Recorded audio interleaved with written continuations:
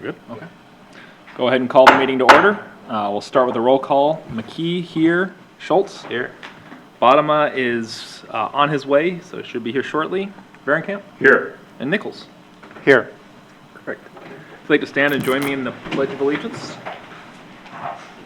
I pledge allegiance to the flag of the United States of America and to the republic for which it stands, one nation, under God, indivisible, with liberty and justice for all. Okay, agenda approval. Do the staff have anything that we wanted to add or remove or move around? But thank you, Mayor and Council. We do have, our staff would recommend the removal of the March minutes. Unfortunately, we weren't able to get those ready for tonight, so removal of 7A. We did receive a revised resolution for number 8D, and that should be on the docket. It was sent to you all, and then we are asking for the addition of a resolution declaring dual roles for the interim city administrator as 10.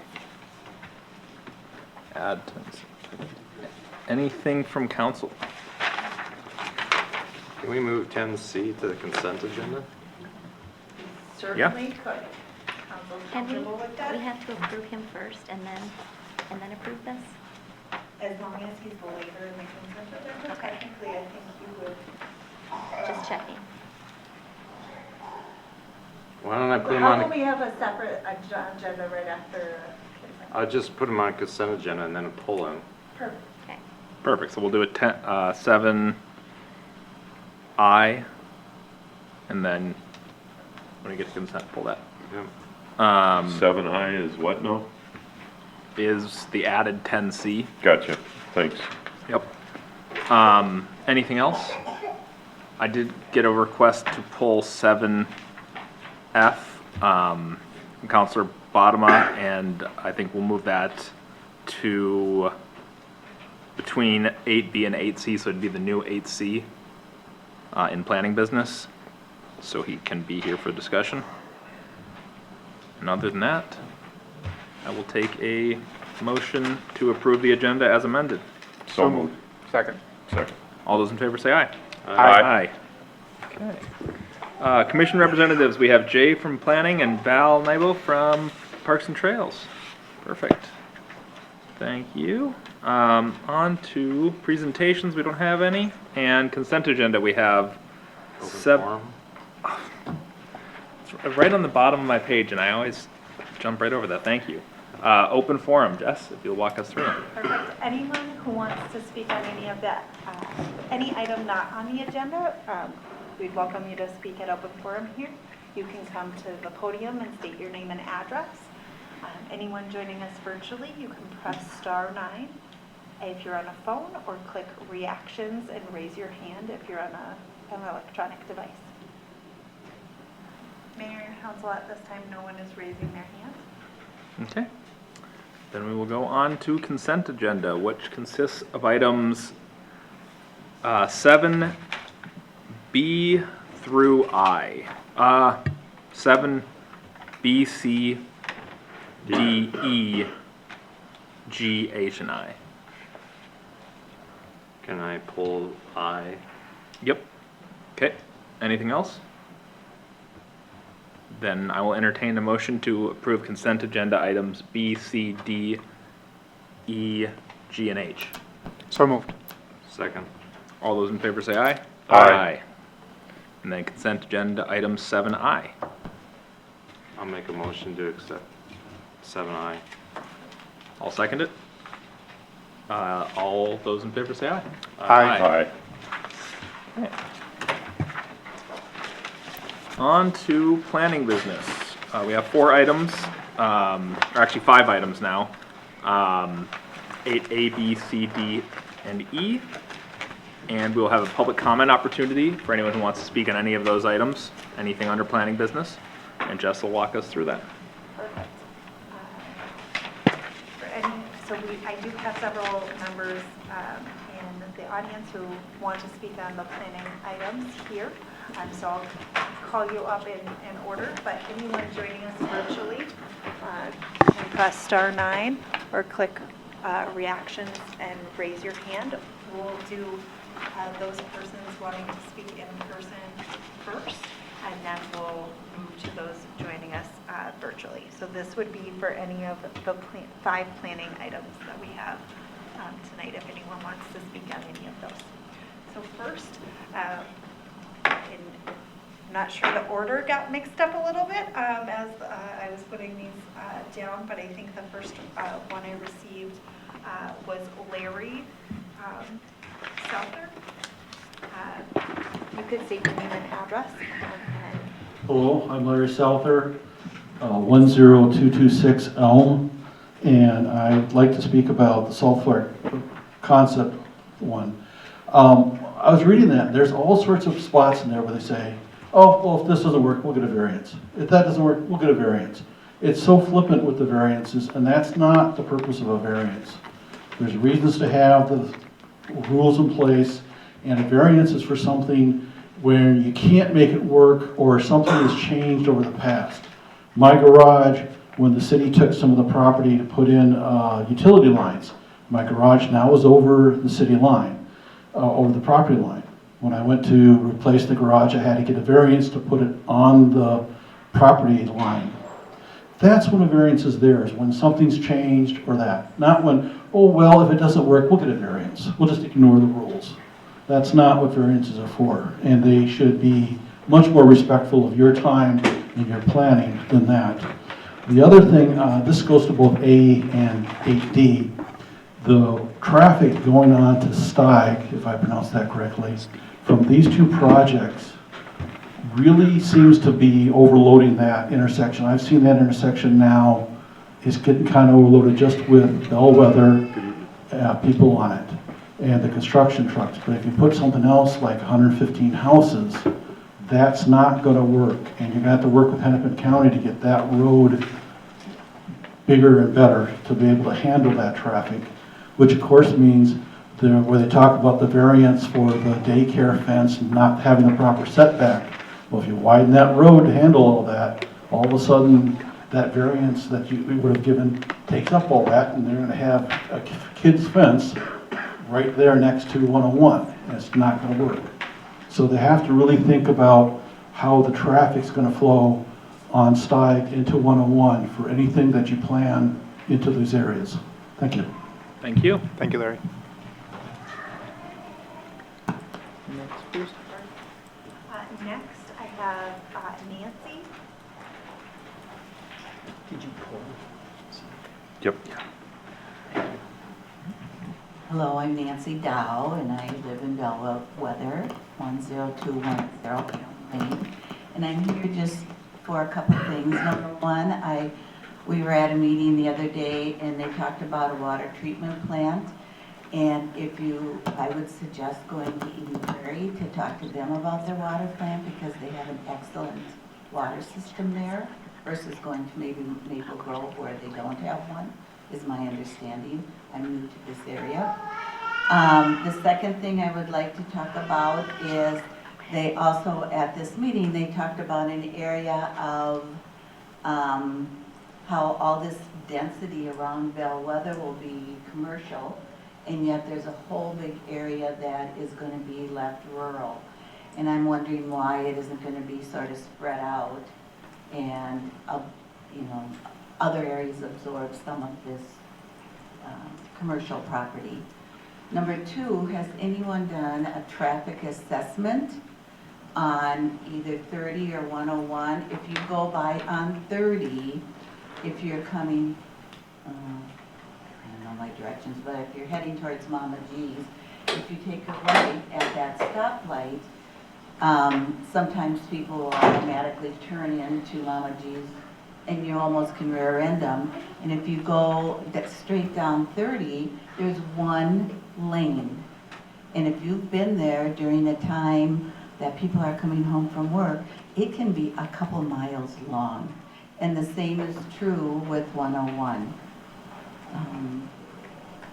And so adding all those apartments in the back off of those roads. I can't even imagine trying to be able, besides having the barn, the dog barn there, and people moving and going into that area. So I really think that we, as the community, needs to see some sort of a traffic study done before anything is built in that area.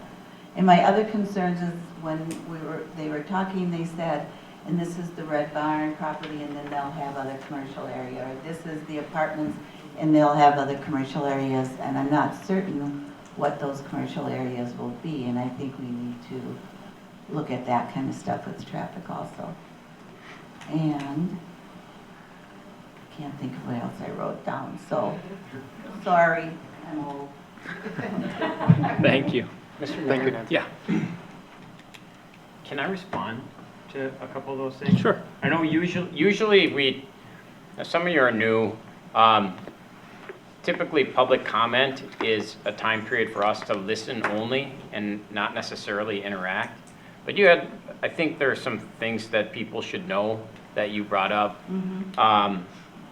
The water system is on its way, and I don't think we're using the same engineering people as Eden Prairie, or, I'm sorry, as Maple Grove. Maple Grove, no. We're beyond the design stuff now. But you asked about the traffic. Everything that happens on the city, we have a bunch of people that chime in. Reports on traffic is one of them. We also have people, so environment is another one that we get input from other people about, so traffic is always addressed. I also want to address your question or comment about spreading out commercial activity. And our town, since you're new here, east of about where you live, there's no city sewer and water. And so if you look at, in every 10 years, we have to put together a town plan on development. And we zone out where stuff should go.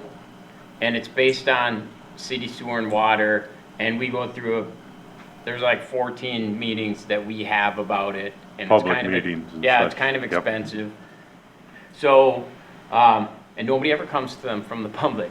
So you're invited the next time we start very soon on our 2050 plans, believe it or not. Please have input, and for anybody listening or watching, that's a critical time period to have input. But those areas where things will go have already been zoned in that way. So it's just a general flow already established as to where things go.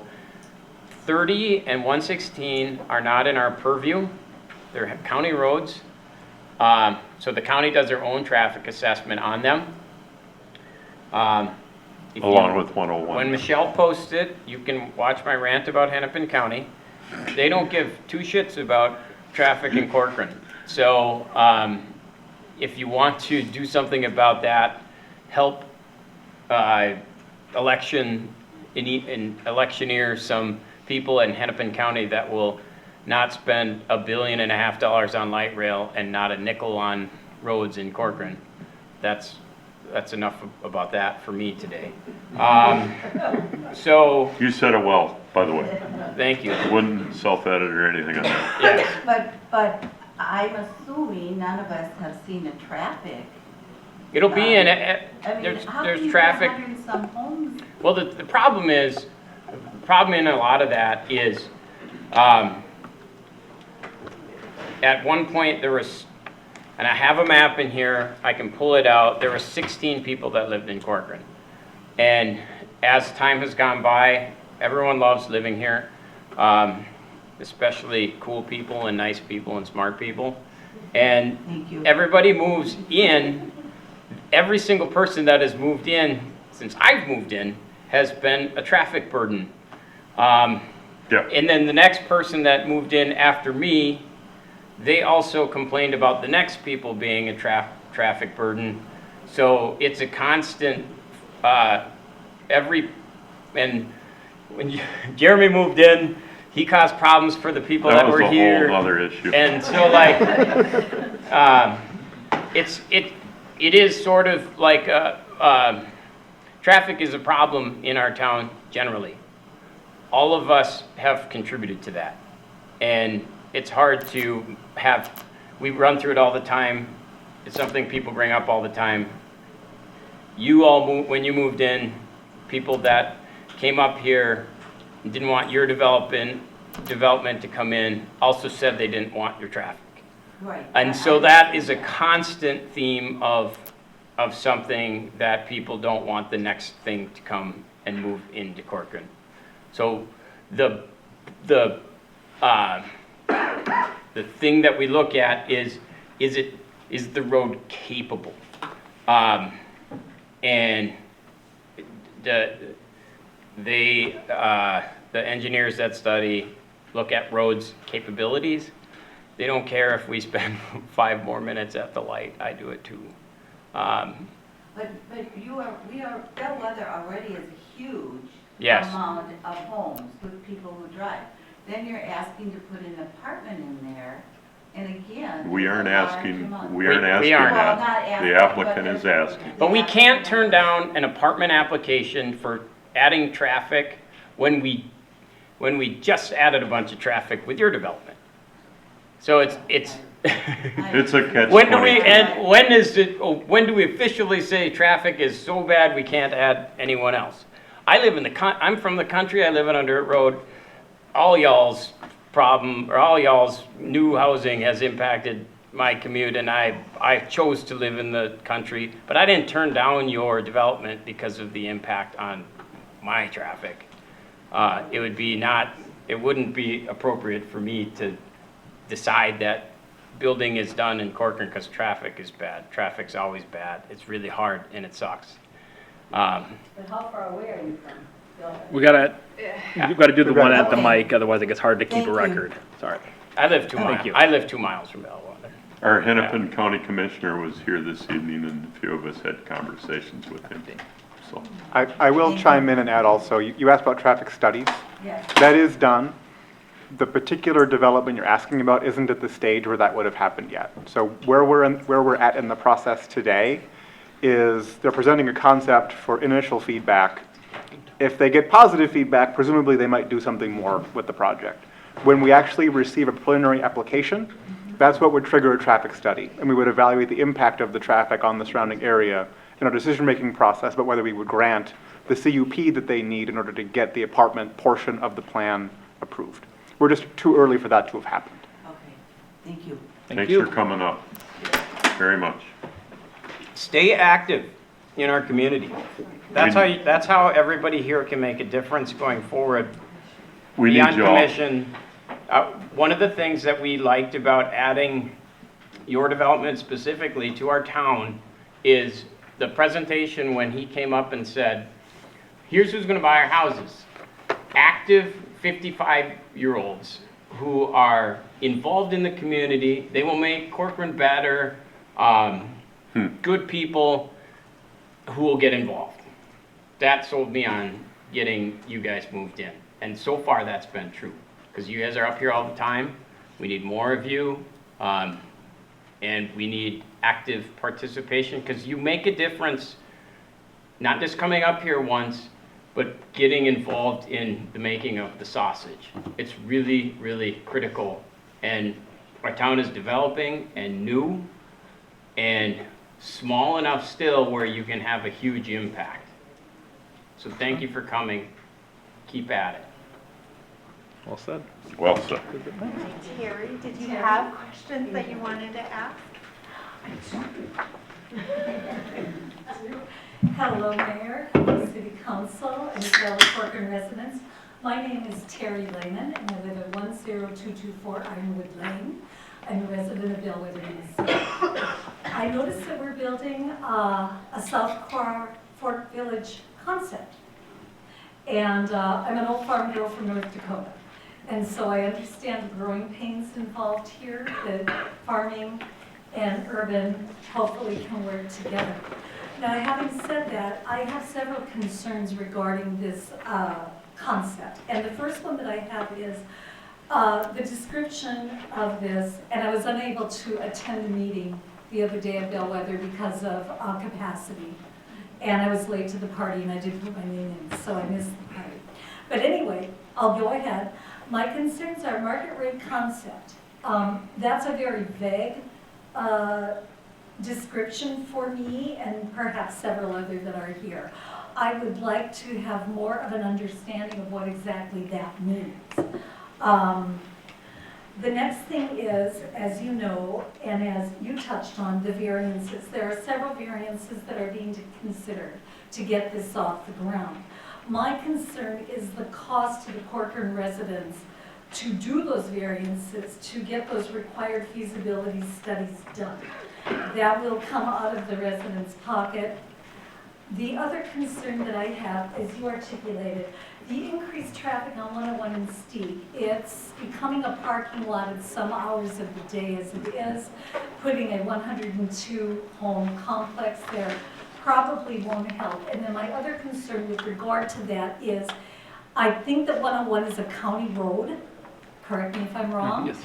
If the powers that be with the county decide, gee, we need to expand that road, where are they going to put it? They're going to be right up to the east, they're going to be right up to the west.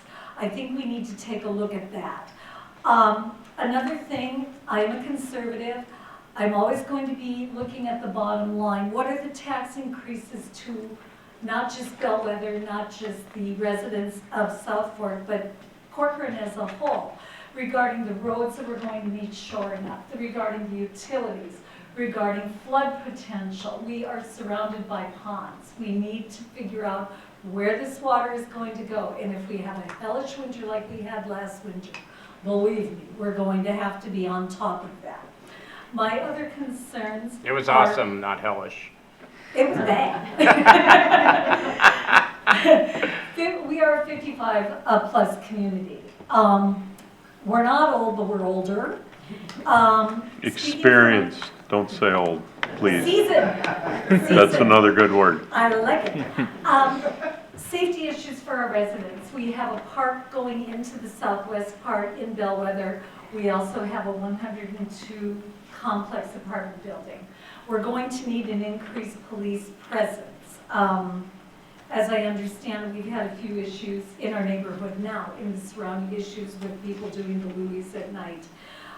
It's a concern for mine.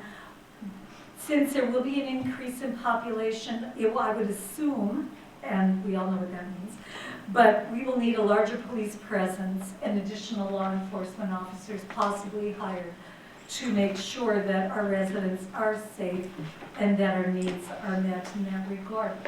And that's all I have for this evening. Thank you for hearing me. Thank you. Thanks. Thank you, Terry. Next, we have Lorraine. If you Mr. Mayor, if I may? Yeah. Just real quick, guys, we don't need you to repeat. We don't need the same people saying the same, or different people saying the same thing. So if you've got anything new, No, I was just we would gonna say appreciate they've that in the spoken interest very of time. well. Okay. They articulated everything extremely well, and they said everything that I believe in and that I said also, because I'm really concerned about the density, the population of cars, all the people, motorcycles, everything. So I won't say any more because I'm really covered. Thank you. Thank you. Thank you. Next, we have Maureen. So, Mr. Mayor, Yeah.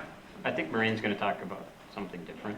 Oh, yeah, Um, yeah. We were doing public comment for all of the planning items. Totally, yep. Do we I wanna just want split to it up? I want to comment about, I'm going to do this twice. This is like, I never do this twice, but when we think about, And you were late to the show, by the way. hey, Just saying. if any of you are Good parents, reason. my Yeah, that's a son good is Blame the kids, John. Yeah. Every time you blame the kids. My son is in 10th grade and got called up to varsity soccer. I love it. So it was his first varsity game, and I was in Anoka, and you can go 90 miles an hour between here and Anoka.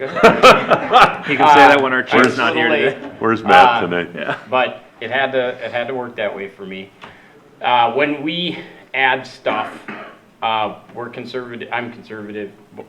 This council's conservative. We try our damnedest to make sure that the current residents are not impacted negatively by existing development. So oftentimes the studies, they have an escrow account and we pay for it, and then the builders will pay us back for the Yeah. studies. I think it's good for you to know that. Sure. Doesn't come out of our taxes. It's all paid by the developer. Yeah, and builders somehow don't think that's fair for them, but we do it anyways. We'll keep doing it. You can read in the newspaper how they feel about it. Yep. Thank you, thank you. Good Sorry, job. Maureen. Did you wanna, I mean, I can say something, I can wait, I can. No, I interrupted you. It's your time. Okay. It's your time. Okay. Great.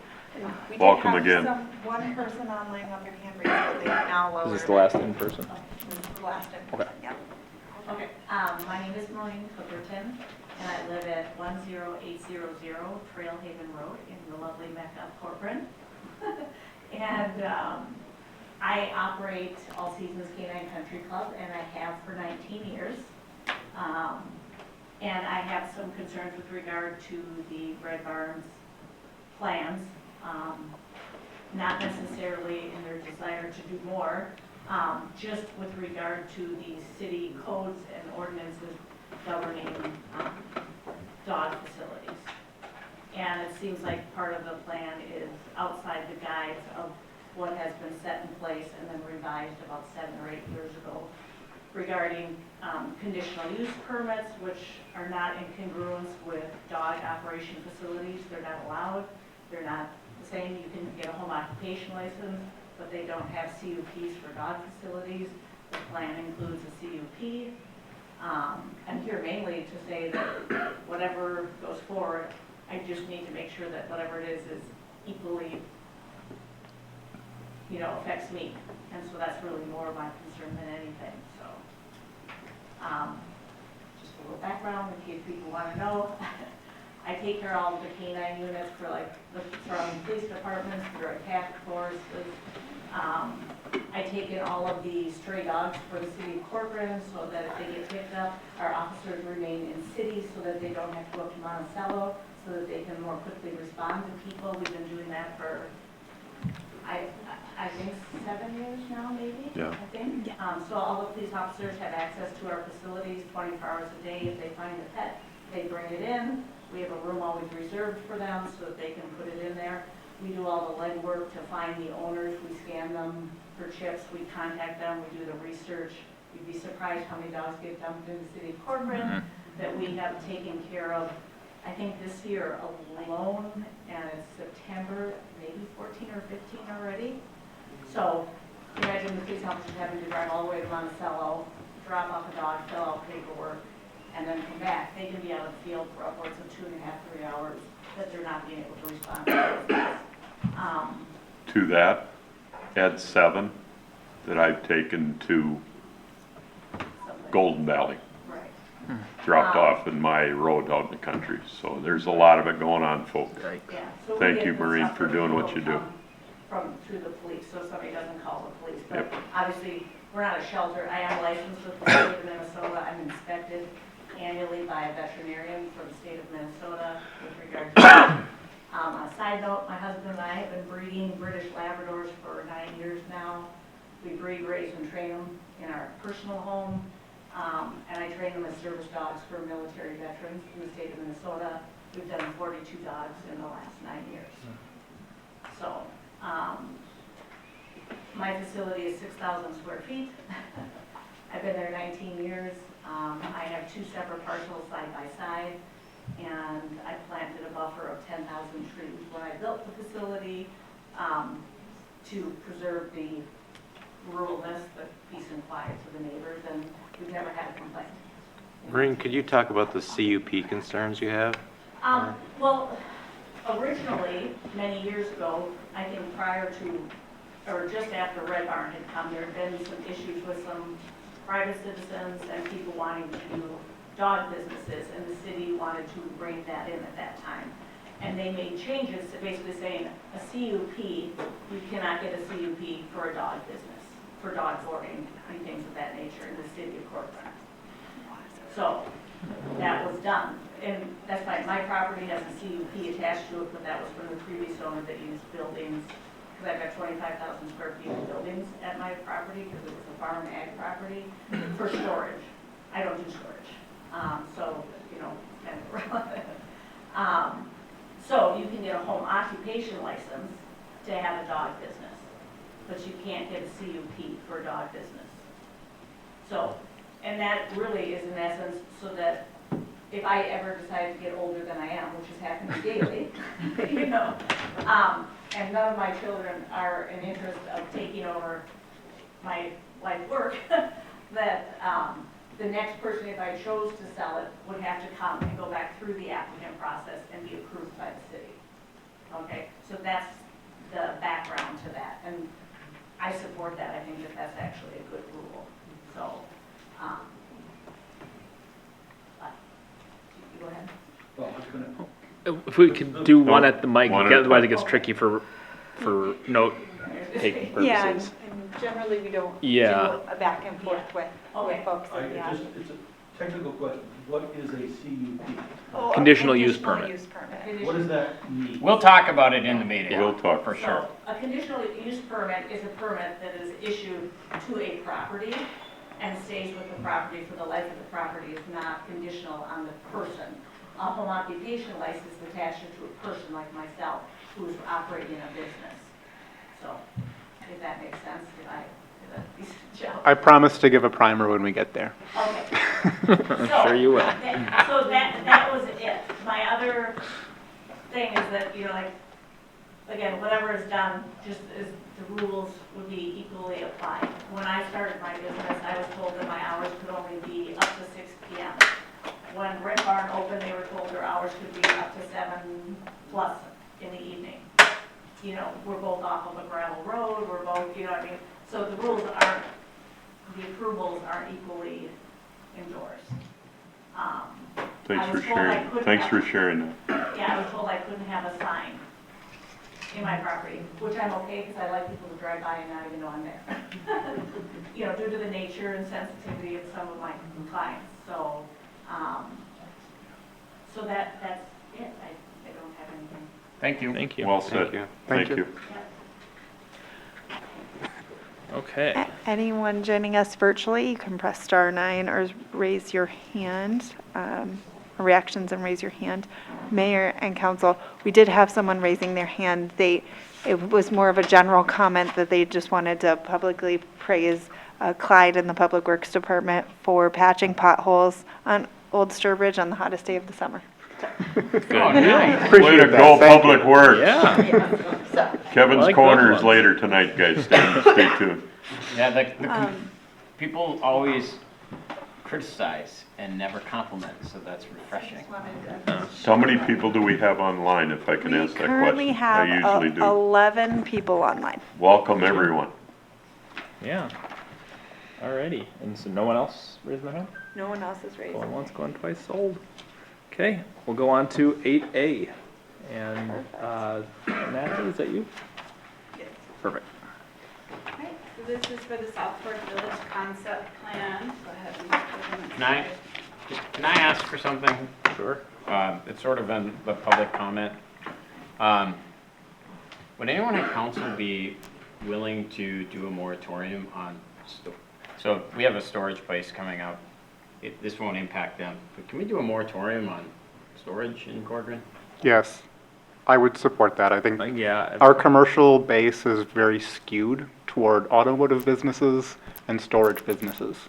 I don't want, And I think there would be value in considering whether we can do anything to try to incentivize development of alternative kinds of commercial and industrial units to broaden our base. Yeah, I think it would have to be tied to a study of some sort of, Yeah. like a market study. Just to be clear, are we talking about like mini storage or like basically, Self-storage, mini storage. self-storage? like something all like the that? But not the ones- We've not- got a lot of Not the ones that are already storage in, obviously, businesses or in on Corcoran. today's agenda. In the more north- one in the In the county. northeast district, they're not. Anywhere. Yeah, I just wanted to. I wanna here know in that- so- Northeast, they're not currently allowed. The issues are, we don't know how it impacts crime. We don't know how it impacts how easy it is to regulate. We're fairly new in the storage business, if you will. We're not in the business, but, and I want to see how that goes before we have 15 more storage Yeah, businesses. I think I would be supportive of that. I think maybe we would want to direct staff to draft some language about the moratorium and related study to bring back to council. Yeah, and to city administrator Byzie's point, it's not currently allowed in the Northeast District, but we could put a moratorium on the districts where it is still currently. Gotcha.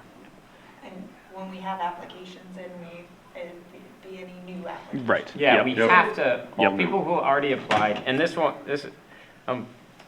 is fine with we have a storage on the agenda, this won't impact that, but, Anything new? it has to by law be only people who haven't applied yet. Yep. Yep, so if you're comfortable, do you want a motion? Yeah, does we want to make a motion? Johnny, want to make a motion? Yeah, can I make a motion to, Direct staff to bring that back? yeah, direct staff to bring something back, a moratorium on the city for storage? I will second that motion. Okay. Any further discussion? All those in favor say aye. Aye. Perfect. Okay, then on to 8A. Natalie. So the applicant is Fenway Land Company, and they're requesting informal feedback on their concept plan for South Fork Village. It is a 12.7 acre parcel located on the southwest corner of Stieg Road and County Road 101. Bellwether is to the west. We are looking at the Red Barn Pet Retreat plat application to the north, Williamstown, and then to the south is the church. This property is currently guided for commercial and zoned C2 for community commercial. This is the concept plan, so it's 4 parcels. We have a outlot to the west, including a wetland and the stormwater ponding that'll serve the entire development. And then you have the commercial buildings or lots to the north. We have a commercial 1 and commercial 2 lot. And then to the south is proposed as a multi-family residential building.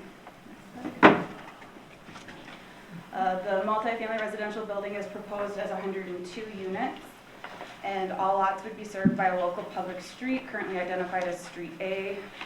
No commercial users were identified at this time, and no concept building plans were really shown for these buildings quite yet. Really, the first phase that they would be looking at doing is the multi-family building, which would require approval of a conditional use permit with the CUP. And then just to clarify, a conditional use permit is a permanent, fairly permanent approval. It runs with the land, which varies from other permits such as an interim use permit, which is tied to a sunset clause. So as long as all the conditions of approval are being met, a CUP is perpetual until it redevelops or something along those lines. The commercial 2 lot does not meet the minimum lot dimensions currently proposed. Staff believes the shared lot line between the 2 commercial lots can be adjusted to meet the minimum requirements. Next slide. Just real quick, could you go back and just point that out real quick? Yeah, so Thank you. Right here we have commercial 1, which has street frontage on County Road 101.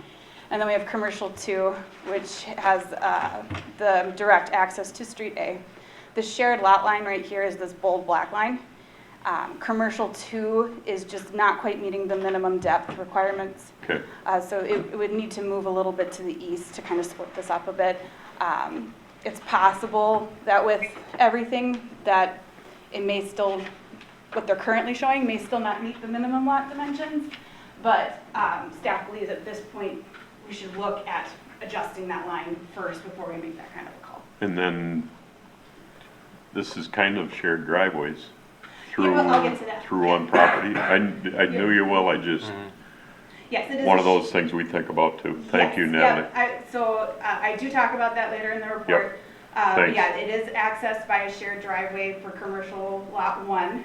One difference between here and other concepts we've seen where there's been a shared driveway access between commercial lots, there is no parking stalls to the south that would directly conflict with that drive aisle. So that's one difference from other concepts where the drive aisle would conflict with the parking for the site. Sorry to take your plan out of order. Thank you. So other areas of where the concept plan would need improvement or revisions or request a variance to have it currently as proposed. It's possible that the impervious surface limit of 80% will be difficult for the commercial lots as currently shown if it's considered separately. If we were to consider it on a plat basis, you have 4 acres of green space to the west with the stormwater ponding in the outlot, and then the residential building to the south is currently shown at about 61% for impervious surface. So it would be much less than the 80% limit when you're looking at the plat overall. We have done this for other applications as part of a PUD. They are not proposing a PUD, so to give that same application would either be a zoning ordinance amendment or a variance. Okay. The apartment complex has an estimated density of 22.5 units per acre. There is no residential density goal within the commercial district, but that density could count towards our goals for housing in the next comp plan update. Commercial 1 lot does not have direct access, as we talked about, so the proposed access is through a shared drive aisle to the south that does not conflict with parking. It is not ideal, but that is the difference from staff's perspective, is we don't have parking spots that directly conflict. Commercial 2 lot does show 2 access points onto Street A. Staff believes that northern access point should be eliminated due to its proximity to Steeg Road, so it would likely result in conflicts. And so that's what this image is currently showing, is just the 2 access points. Go ahead. The apartment building lot shows a detached garage for 20 parking spaces, and it has a 40-foot setback from the property line adjacent to County Road 101. Typically, you're not allowed to have a detached structure in the front yard in this district. However, when it's a through lot, there is flexibility in our code to allow for placing a detached structure in what is considered the rear yard. What's unusual in our code is it's not very clear what setback would apply in this instance. If we are treating it like a rear yard, it would be a 10-foot setback. If we're treating it like a setback from our county roads that we apply elsewhere, it's a 60-foot to 100-foot setback depending on the landscaping. So 40 feet is kind of in the middle of that, and definitely something to discuss tonight if we're comfortable with that or would want to see changes to that. A variance would be required to allow a detached structure of this size in the C2 district. Typically, commercial users are limited to 1,000 square feet for a detached accessory structure. We do not contemplate a detached garage for apartment buildings anywhere in our code. So this does look like an oversight and something that we should probably consider for our other multifamily. Say that again? Anywhere in our code where we allow multifamily, we don't consider we don't contemplate the use of a detached garage structure. Okay. So it's something that just has not been contemplated in our code. So again, this could be handled as a variance or zoning ordinance amendment for multifamily residential structures. And then a CUP may be needed for the sidewall height of the structure to exceed 10 feet in the side yard. This is just staff speculating based on the information provided that it's potentially something they could ask for. They have not asked for that at this point. Next slide. So parking as shown would require additional approvals. The commercial lots show a setback of less than 25 feet along Steeg Road, which would require a variance. A parking setback of less than 20 feet is shown along County Road 101 for the multifamily site. That would also require a variance. We don't have any flexibility for a setback that small on county roads. The shared parking lot between Commercial 1 and Commercial 2 may require a joint facilities interim use permit and a variance to the parking lot setback for interior property lines. Otherwise, the parking appears to be able to comply with both the underlying performance standards and our Northeast District standards, although more information will need to be provided on some features such as the required landscaping islands. But at this stage, it looks like it's something that can be worked through. Next slide. A concept landscaping plan was provided for the multifamily lot, and more information again must be provided to confirm compliance with our Northeast District standards.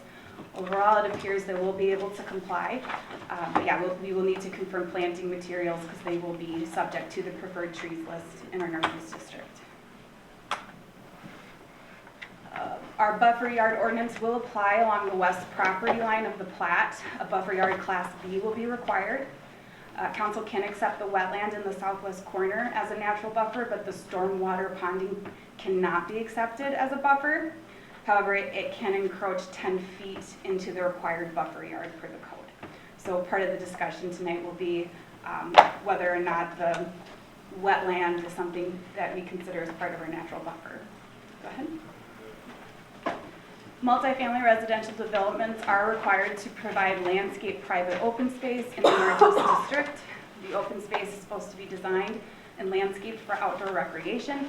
It is a very blurry image, I'm sorry, it's zoomed in to show it, but they do have a playground with benches, it's landscaped, and a walking path shown in their rendering to satisfy this requirement. Sewer and water connections are available at the northern limits of the development, and as we all know, the city's first water tower and water treatment plant are underway. They are anticipated to be operational at the end of 2024, but this date is not guaranteed.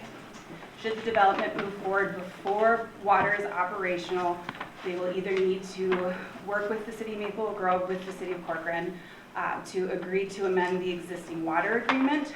We have not had a lot of luck with that with previous applications. The alternative is to plan to implement wells and fire suppression systems as an interim solution until water is operational, or wait until water is operational before moving forward. Kind of the same as what Red Barn's doing? Exactly, Okay.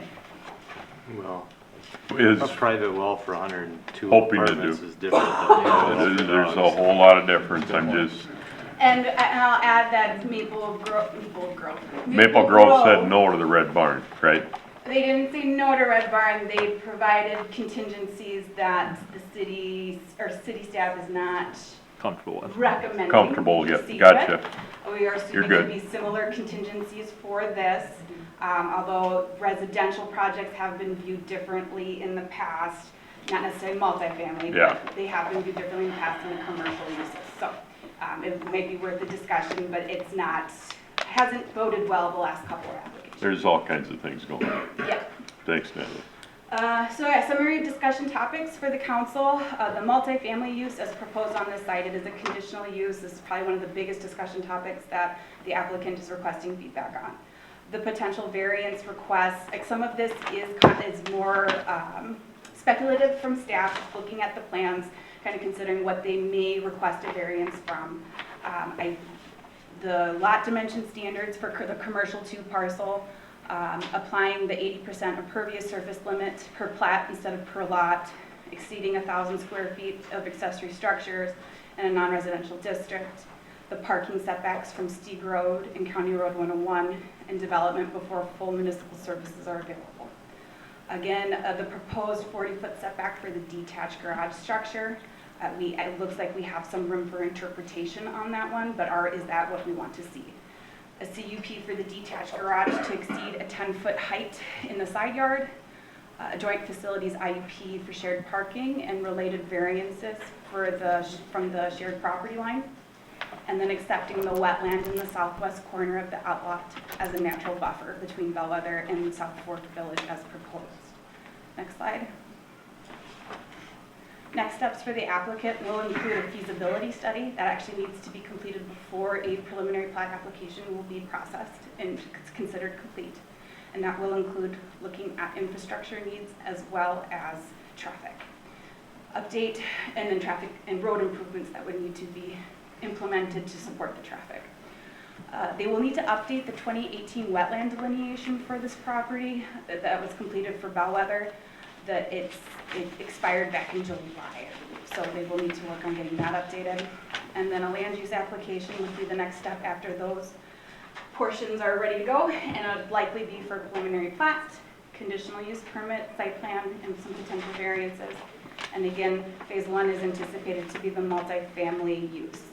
And then they would need to, after all that, there would be a final plat for phase 1, and then they go through watershed approval. Depending on how the commercial lots are initially platted, additional phases may also need a final plat, site plans, and any necessary CUPs or variances. And also an IUP for joint parking if that continues to be proposed. Next slide. So the council should review and discuss the concept plan, provide the applicant with feedback, and clear direction is requested so the applicant can decide whether to proceed with a formal application. Any comments given by the city council tonight are advisory in nature and non-binding. Thank you. Thank you. Any initial questions for Natalie or things you want to go back to before diving? What's it fully into quoted the for today?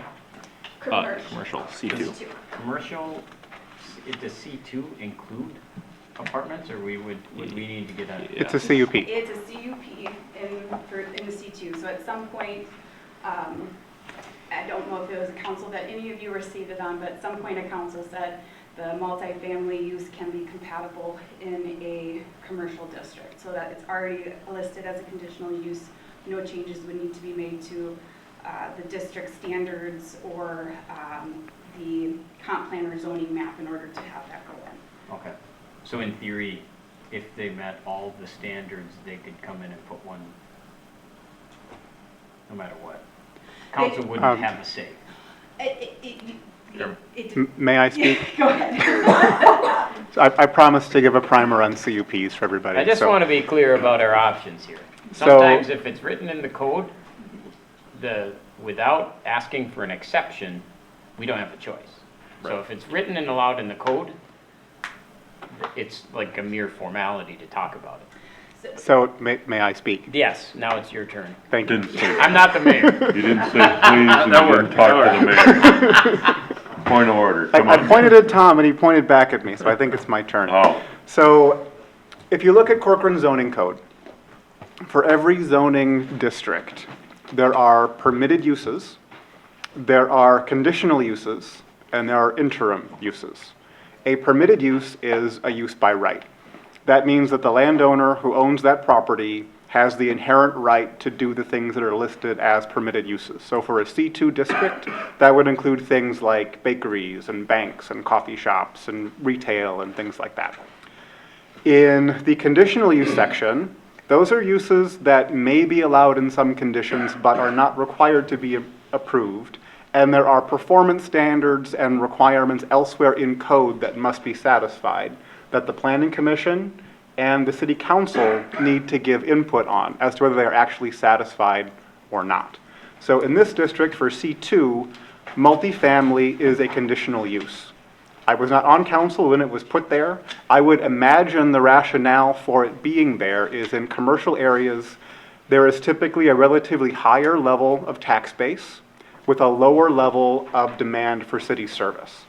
So when you take a relatively small commercial base that Corcoran has zoned and you allocate it toward multifamily housing, you will end up with a greater demand on city services without the commensurately disproportionate tax base to support it. Now, when you look at our overall zoning map, I don't know how many acres there are that are zoned commercial, but it's not a lot. No. And within a quarter mile of this parcel, along 30, there is a rich tract of mixed-use zoned property where multifamily is a permitted use, not a conditional use. And you're allowed to do the same kinds of commercial to a large degree that you would in the C2. So when I looked at this proposal, I don't have an inherent problem with this style of development. I would not want it to go into a C2 location. I would want to see that in a mixed-use location, where we can still preserve our relatively small commercial base and hopefully attract a more intensely commercial use, rather than something that is mostly residential with a small commercial footprint. I may be the only one who feels that way, but in my view, when you look at the CUP criteria, the first one listed is that the development does not have a negative impact on the comprehensive plan. And in my view, skewing our commercial area toward residential would violate the idea of having the Northeast District be a job creation zone and the tax-based considerations that we have for C2. Now, in terms of this specific proposal and the variances, I think that that's just a symptom of it being designed to maximize the intensity of the development on the parcel. I would probably want to see that pared back so that there aren't so many variances needed if this were moved to a mixed use, or if I were, if there wasn't a consensus on council to support that this would violate a CUP requirement. I'll pause there. Well said. Dean? Just real quick, folks, we listened intensely to each of you guys. The sidebar conversations, while I understand them, really want you to listen to us. We take everything you said extremely seriously. It's our turn to talk. So if you've got sidebars, if you agree with us, we don't need a cheer. If you disagree with us, you don't need to boo. Listen intensely, please, because we do take our jobs very seriously as citizens in our roles we're at. I don't think any of us are politicians up here yet. John, did you switch to a politician or are you still a citizen? Okay, Guy, cool. I'm a farmer. You're farmer. Anyhow, no disrespect to anything. Dean doesn't like when the audience talks while we're talking. Somebody else squirrel and I'll look, so it's my fault. Thank you guys very much. It's distracting. Yeah, it can be. Thank you, Mr. Mayor. Yeah, of course. We can go down the line. If we want to keep going down the Do we have line, a presentation for it all from the developer? yeah, do we want to listen to that or is there not one? Did the applicants? We do have the applicant here if they want to speak at any day. I can answer a few questions. Great. I didn't mean to stop it, but normally, No, you normally you get more. Oh, that's true. Mr. Mayor, council members, appreciate the opportunity to present this concept to you. My name is Mark Ginther with Fenway Land Company, and I got Jameson Cobalt with Silver Creek Equities, the developer on the apartment side here as well. So, appreciate all the comments from the neighborhood and from the citizens. Just, you know, staff did a wonderful job with the report, so there's not a lot that I'm going to add to it. I'm just going to try to clarify a few things and try to keep it brief. On the variances, especially relating to the commercial stuff, there's a lot of variances more focused on the commercial than there is on some of the other items. The commercial is, we're working with some potential users on there. There could just be one user, and if there is, all that goes away, all those variances and such. A lot of it has to do with how this site lays out from an infrastructure standpoint. So the road location is fixed. So if you take a look at Road A where it comes in, you can't move that. That's the location where the utilities are. We've worked with staff on various other locations, making sure there's a setback from 101, so there's plenty of stacking effect for cars, or as much stacking effect as possible. As well as the sewer and water connections are right there, so that is where it has to go. The way the grades work out from a ponding standpoint, so when you put the road there, there's not much to the west of that road anymore, so it works out grade-wise to put all your ponding in that location. It also creates more of a separation to the bellwether community as well. So having that buffer gap is important. So when we talk about the impervious, having meeting at 80% for the entire site is a request that we would have, that we would appreciate if you could support that, because from a design standpoint, there isn't much else we can do with it. But I just wanted to kind of explain that a little bit more.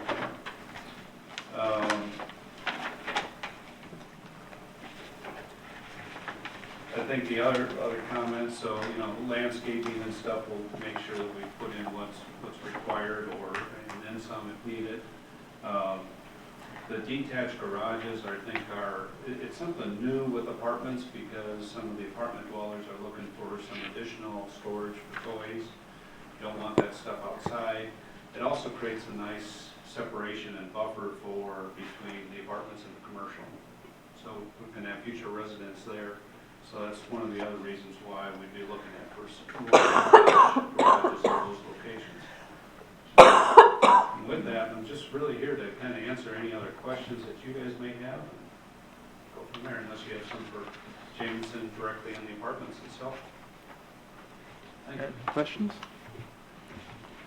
There was a question raised by somebody in the audience about market rate.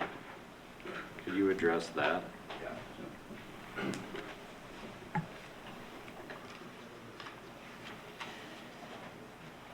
Thank you, Mayor and Council. James Nicola with Silver Creek. Yeah, so market rate just means that there's no subsidy. It means that we're talking about people that are paying full market rents for their house. So somewhere in that packet, I believe, Natalie, I had some reference to our building in Rogers. And I'd invite people to drive through that site just to see it, because it has a garage concept like we're talking about, where you have the underground parking space, you have surface parking, you have a pretty nice dog run and play area for the children, but you've also got the extra garages. So I'd invite people to drive through there. But just to give you an idea, our average range of rents, just a few miles up the road, is right around $1,800 to $1,900 per month. So I mean, you're talking about young professionals that have real jobs. This isn't a situation where there's any government subsidy or riff-raff. It's a very nice building. And in fact, the one that we're proposing here would be a little bit more upscale yet than what we did in Rogers. Some of the exterior finishes will be a little nicer, and it'll have more amenities, more. One of the popular things, a lot of these folks work from home. That's kind of the way things have trended. So there's office space, there's all kinds of things inside these buildings. Talking about building an apartment, traffic is really a concern. And for that matter, I was actually part of the development group that brought Bellwether. I used to work for your guys' builder. I've been through meetings like this, with regards to the traffic, but relative to a commercial district, 100 living units is really pretty light on traffic compared to some of the other uses that could potentially be along that corridor. So that's kind of, I think I've addressed most of the comments that were brought up, and I'm happy if to address any other questions. I had a couple questions, if Yep. you wouldn't mind. One of the goals we have in the comprehensive plan is having a wider variety of housing choices. I'm Go to you first, Also, Randy. why are you? I've got won't it. forget it or I don't think anything, I'll will you? forget. So with the goal of having a variety of housing choices, we don't have apartments today, so that helps. We also don't have any condos. And one of the things we've talked about on council is trying to create more opportunities for first-time home buyers. Condos have come up as one possible way to do that. Have you done, or would you be open to considering having some of the units be available for purchase versus for rent? For us, that would be a struggle for this particular type of development. And condo development has had its own headwinds. I know that in the senior market, the co-ops have been very popular lately, but in Minnesota, it's been difficult to actually do condos, particularly in kind of secondary markets because of the insurance expenses and some of the other things that kind of go into that business. And without taking a real deep dive, We had the co-op thing here, excuse me, but that fell apart really quickly, so yeah, so condos. we understand the co-op side. What happens is, there's a group of lawyers basically that solicit condo associations incessantly to go after the citizens that bought those units, and they go after them asking anything that they have going on in their buildings where there's a warranty concern. And it's created all kinds of class action activity in the condo market. So it's, I'm not a condo developer, but I can just tell you that, kind of secondhand, that condo development is a very strenuous activity. And you really only see it in very high density, high value markets, or like where there's condo conversions, where they're taking a warehouse and converting it. That type of thing that you see in Minneapolis. It's hard for a new construction developer to kind of enter that realm in this type of environment. So I think the option for a community like this in terms of development of affordable housing generally is going to start with townhomes. And even there, your entry price for townhomes is it's almost impossible now to build them for less than $400,000. Yeah, I think the asking price on our newest townhomes are $420,000. Yeah. Yeah, I mean, just for reference, when we did our original feasibility to build Bellwether, you know, our starting price back then we thought was going to be $450, and I'm pretty sure everybody in this room paid significantly more than that, right? So we know where the market's gone. Ask them at council how their plan is doing to create more affordable housing options. Be happy to have a very broad conversation with you about affordable housing. I'm just kidding. outside this. I'm totally joking. There are powers outside of this council that impact housing development and affordable housing way more than we could ever dream of. Mhm. And Yeah. they're not doing, if you're a affordable housing fan, they are failing. We're left holding the bag. My Crazy. second question is, have you considered putting additional commercial space, maybe in the first floor of that building? You know, that again, would be something that we'd consider if it was, you know, and I know that you're trying to build a commercial district here, but that would be more of a, what I would call a main on main type of intersection. Like for instance, if Mama G's were available to build an apartment complex where you could have a larger area of parking and do maybe a first floor restaurant. I'm thinking, if anyone's familiar with the Golden Nugget, I don't even know what city that is down there. What is it? Glen Lake. Glen Lake, yeah. So that type of development, you know, certainly interests me, but I think that would be a little premature for this particular spot. The reason that we want to have an apartment building where we're talking about putting it, frankly, is because it truly is the easternmost border of your town, right? So whatever traffic we're adding is not going through neighborhoods.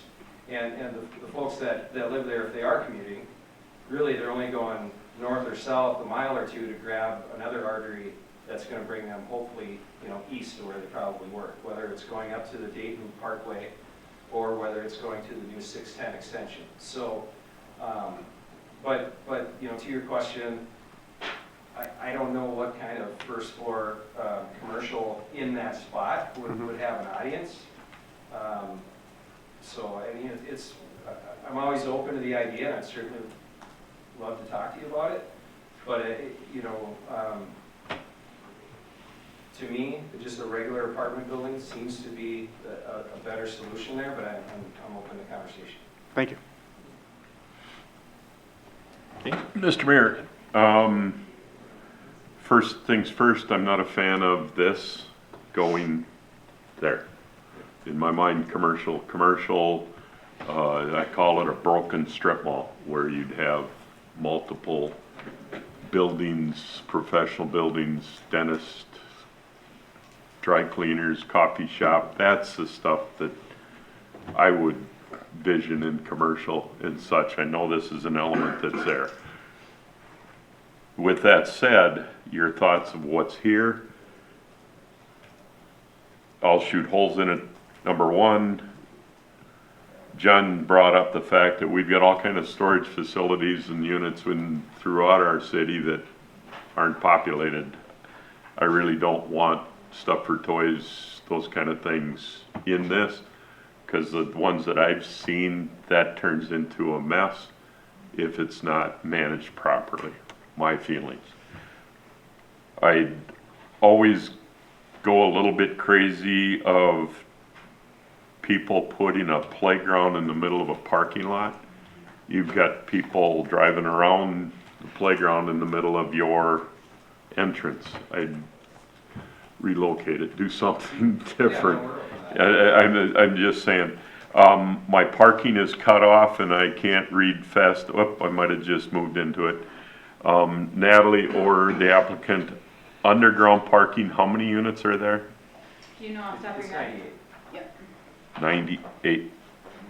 Okay, what I've got on my list, nothing adds up to 98. So underground is 98.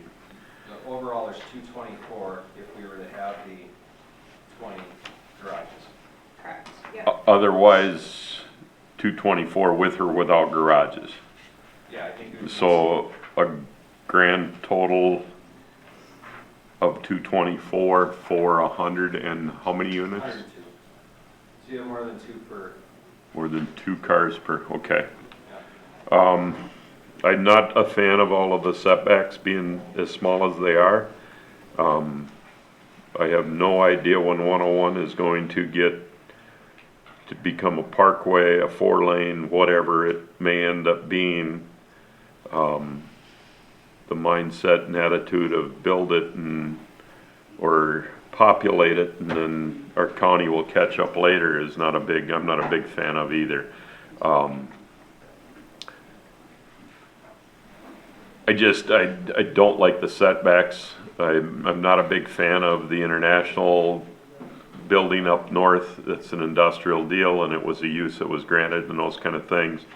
I'm not impressed. I don't know. I'm told that the landscape plan, the berm in front, hiding headlights and stuff is adequate, but I'm seeing it's not what I thought or I remembered was approved.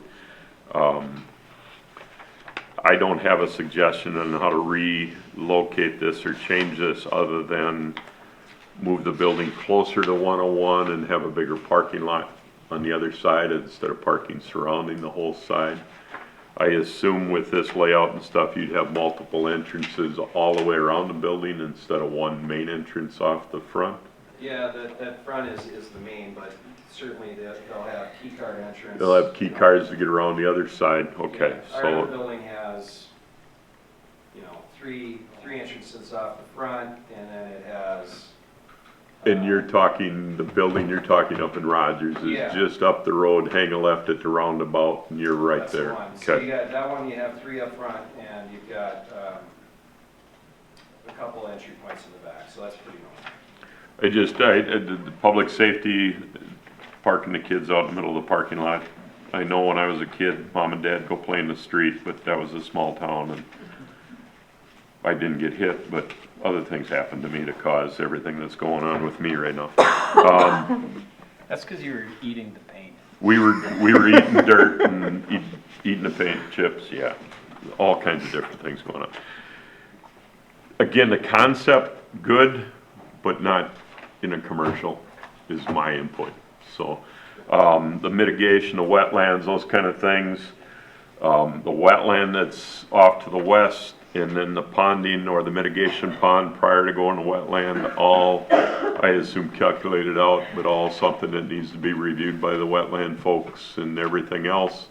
All of the studies that folks have asked and stuff, that's all got to be done. The whole traffic at 101 and Stieg, it'd be nice if somebody would pay for a light there. I don't know if it would help, but Warrants have to be met, Councilor Varenkamp, so that'll ultimately be a decision by But the a- county, but a developer couldn't come and say, we want to put a light there, we'll pay for it. That can happen. It has to meet warrants, but the county is starting to plan for it because they're requesting a triangle, 25-foot right-of-way triangle, both for Red Barn. I'm assuming they requested for this. So they're thinking about it They're thinking now. about it, it's just warrants would have to be met before they're gonna do anything. So how much louder do we scream to get them to We stop want thinking? less lights in Corcoran, not more lights. Well, a lot of folks talk to me and why isn't there gonna be a light at that intersection? I could see it be a pain. The light won't go until warrants are met. Yeah. Yep, okay. And the warrants are not currently met with what's currently going on. The landscape, all that stuff, again, the setbacks, I'm not a fan of. I'm not a fan of the 20 detached garages for reasons noted. Height of the building would be what on a 3-story?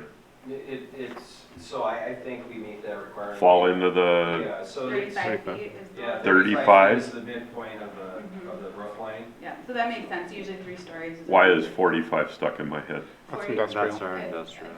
Yes, that's correct, that's a different district, 45 feet. Well, wasn't Applewood gonna be, No, Applewood needed a variance because it was in the shoreland overlay, so Shoreland. there was a 20-foot limit. too many things going on, so I'm asking open questions. So thank you very much for listening. And Councilor Van Camp, if I could too, I just want to make sure it's clear, we are taking like 130 feet of half right of way. So we're taking 65-foot half right of way along County Road 101, and that is to plan for the 4-lane parkway. Okay. So, with what they're currently showing, we would still be able to accommodate that.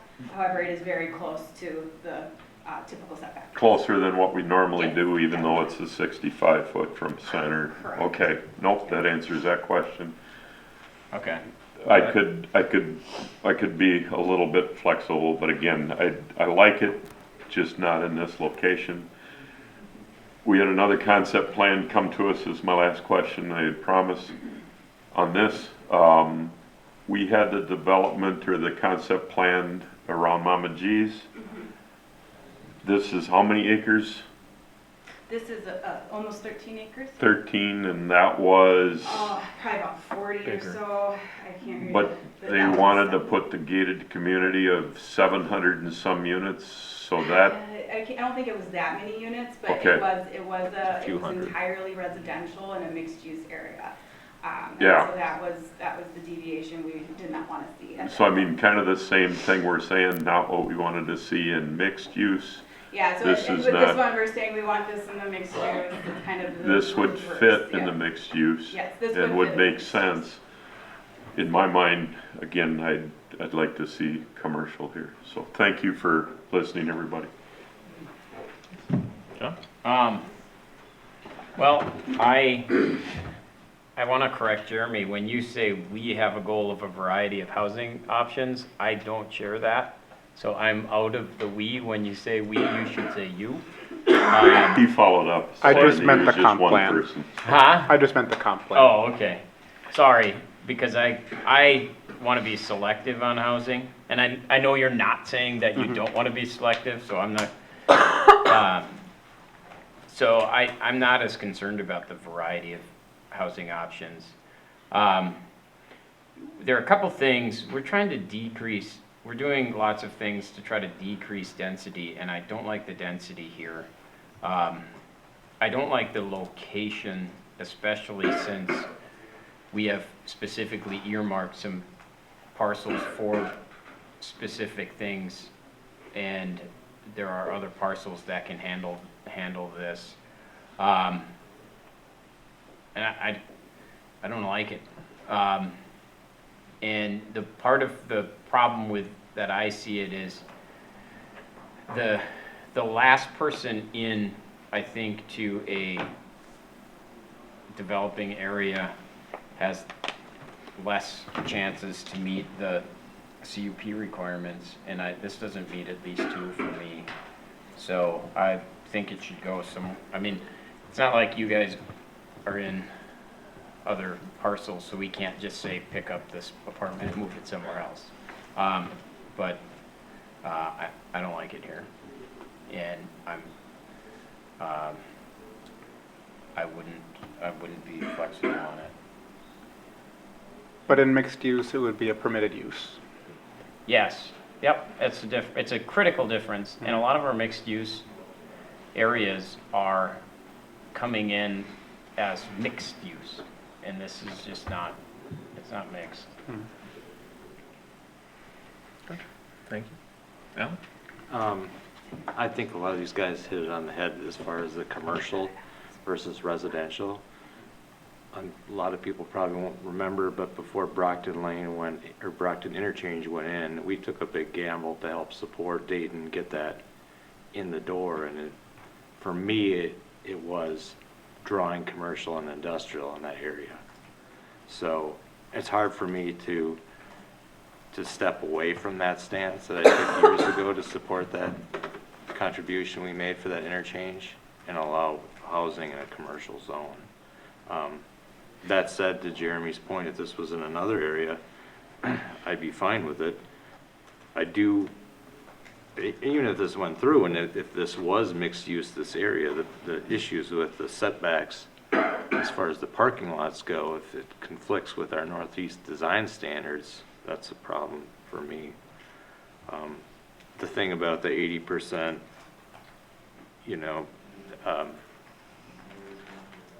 drainage or impervious surface, I could have dealt with that, things like that didn't bother me, per se, so. And then I had, just on the building concept, I had the same thing that Dean had about the playground in the middle, that just stood out to me right away, as being a concern, so. And yeah, I think I generally feel the same way as most of the council has expressed. I think potentially could work in a zone that's better suited for it. I'd like to see this commercial lot or commercial zoned area be more traditionally commercial, what we were expecting, I think, along the lines of kind of what you were talking about, Dean.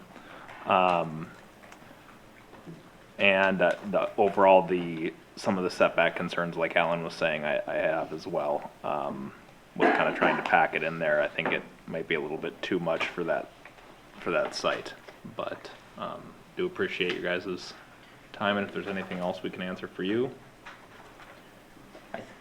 I'm gonna reiterate that it's worth developers' time to come in here and talk about things before you spend a lot of money on a concept plan.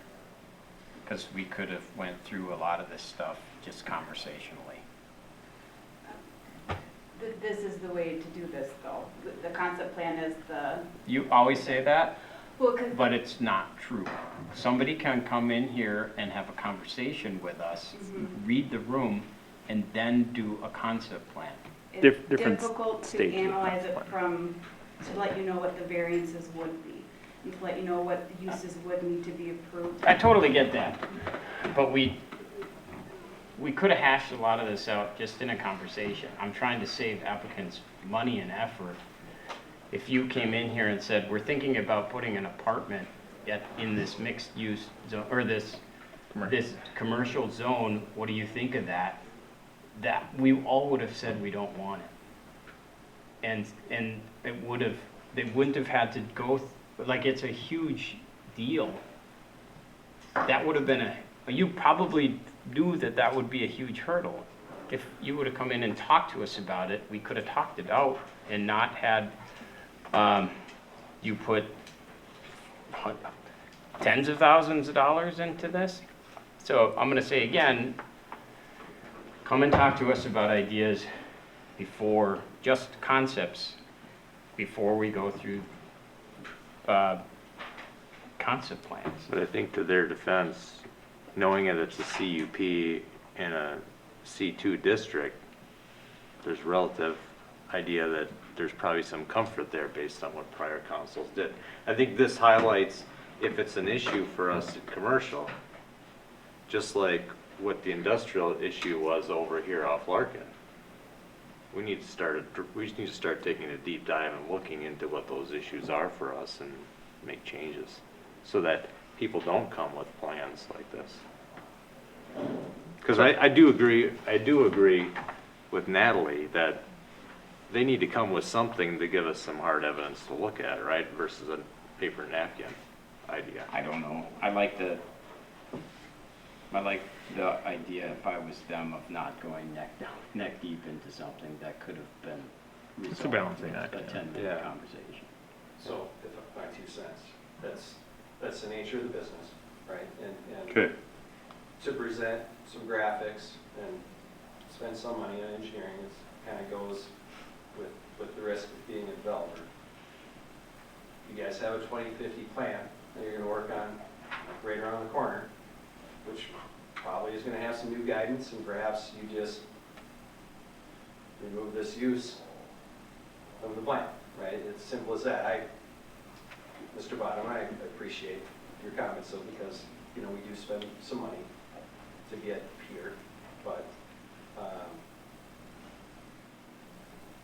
it's a growing community, and you guys are working through the kinks of figuring out what you want where, and being the developer, there's always some risk in bringing forward an application, whether it's this point or, when it goes through planning commission and to the real council meeting, right, when we're really preliminary plat. So my risk, personally, and I can't speak for the money that has been spent, prior to me, but I appreciate this forum to, you know, Cool. in advance of the extra dollars that would be spent. Fair enough. throughout the next phase. We appreciate the feedback and that. and appreciate Thanks for that your attitude. work. Yeah. Thanks for coming. Natalie, Thank you. thank you for what you do. Sorry, Natalie. I would like to direct applicants the way that you'd like me to direct them. So if the direction is before concept plan, go and have a discussion without any staff time involved, we can do that. My concern is we're gonna fall down rabbit holes of things that could be avoided by a proper staff analysis. Fair enough. And I'll say, even in other communities where we've had, I'm sorry, what's it called? Like when you guys have your smaller session, just, Work session? yeah, work session. Even for a work session, I would create, generally, I created for this. So. Fair enough, I guess. Whatever. Thanks for the education. Yeah. Thank you, guys. Thank you. Thank you very much. Okay, on to item 8B, which is the sketch, another sketch plan for Karenini. Okay. Excellent. Mayor and council, we have Kevin Shea on, joining us online here. Can you hear me? Kevin, can you? Can you hear me, Jess? Oh, Yep. yes, we can. Okay. Just want to check before I start talking. We're good. Thank you, Mr. Mayor, members of the council. And I'll wait till the slides Give me are just one posted. second, Kevin, I've got it here.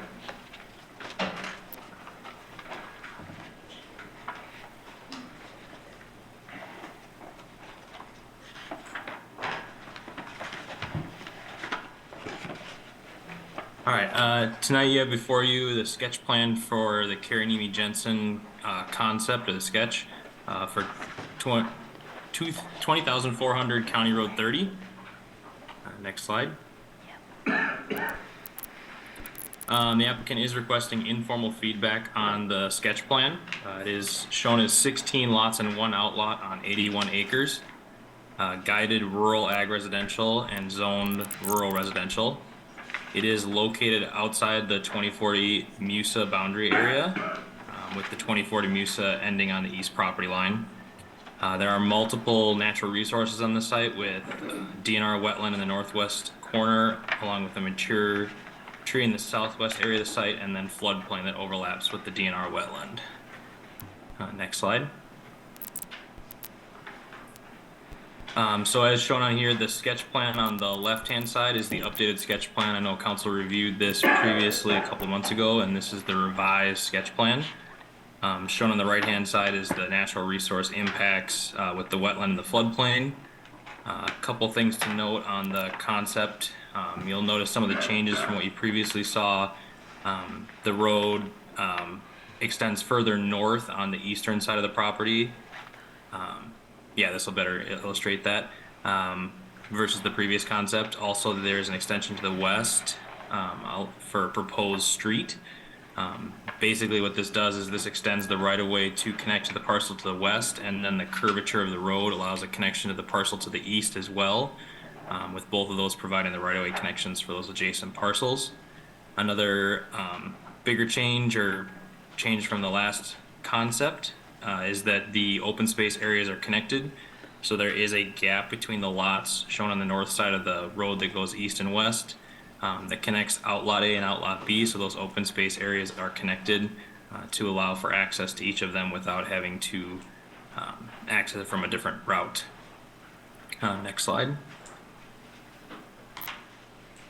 So the site does have 8 development rights. One's used by the existing home, so with the OS&P allowing the 200% increase to 16 development rights, that would allow the proposed OS&P sketch plan shown.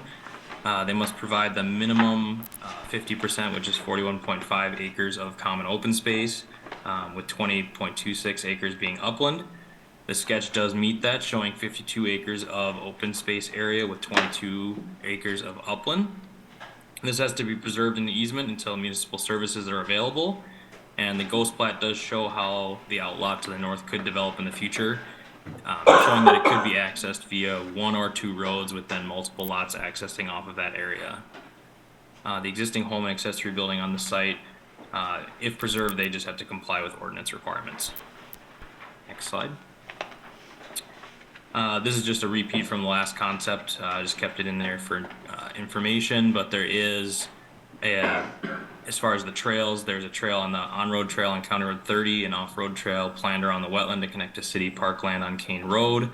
And then the residential development standards from the last feedback from council was to achieve as many of the 9 standards as possible. The applicant did provide a narrative to address these 9 development objectives. And the council may wish to provide feedback on the strategies that are being used to achieve those 9 standards. Next slide. So this is just a repeat of the sketch plan in case we want to reference it as we go forward. Next slide. So this is a sketch plan, so the council should provide feedback on the sketch plan. Any opinions or comments provided by the city council are considered advisory only and non-binding and shall not be considered binding for the request.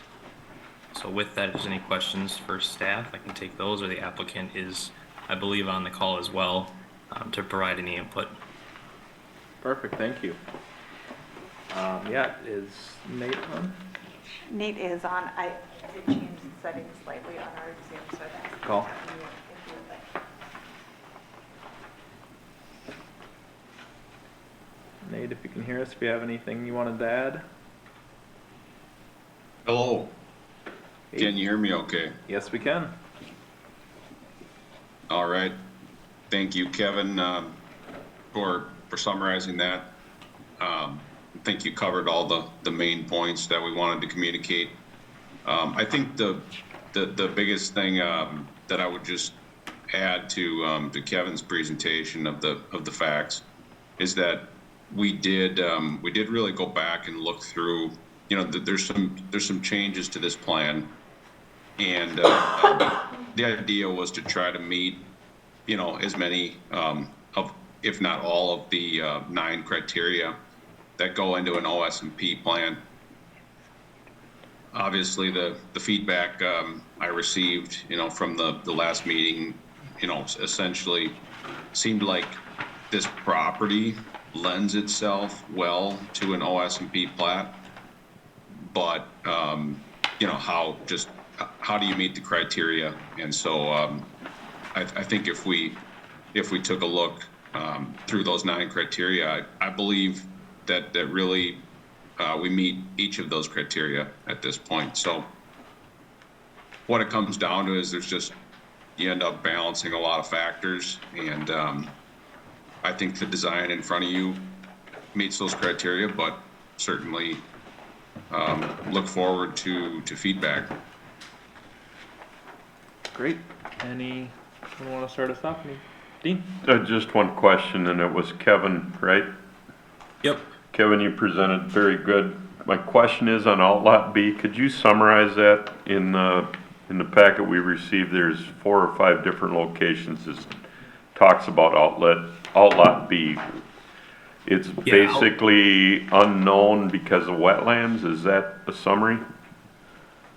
Yeah, so Outlot B is shown on the south side and the east side of the 2 proposed roads, or southwest side, excuse me, of the 2 proposed roads. There is a wetland complex area on the southwest corner of it. Yeah. So that was proposed or is being shown as added open space area because of that wetland area and not wanting to impact it. So those lots have been moved away and outside of that area. And then the eastern half of Outlot B is the hayfield that's there, correct? Yeah, it is upland. It's the hayfield area. Okay, so that is an outlot until more definition would happen if this were to proceed from concept, correct? Correct. There'd be further Thank you. refining of that, and that could also be preserved if it's to remain as an outlot until sewer and water is available, and urban lots could be developed on that area too if that was the desire. The applicant, thanks for changing it from what we saw originally. My input to this, I think I said the same as if we could do something, the size lots and stuff across the street, but I understand the preservation of Outlot A. That is one huge wetland, and it's nice while don't appreciate ghost lots because, plots because they kind of don't change down the road. It's nice to see what would happen to that north side if something were to happen a few years down the road. So thank you. Yeah, I have a Natalie question. Go for it. And I can't remember, but suppose we do this OS&P and then municipal, and they use all their building rights, and then municipal services come in, and this is all of a sudden part of MUSA. Do they then get to develop all the rest of the open places requiring and using that 3 per acre? And will this be in the calculus for, and we wouldn't want to hold it against Nate, but would this be in the calculus for the future when we're held to that standard of 3 per? And I think it is actually. All of a sudden, the Met Council will say, oh, your town is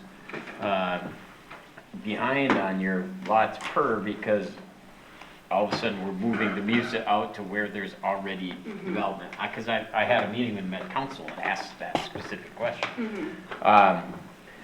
So, will this I don't know if this is it, and I don't know if the applicant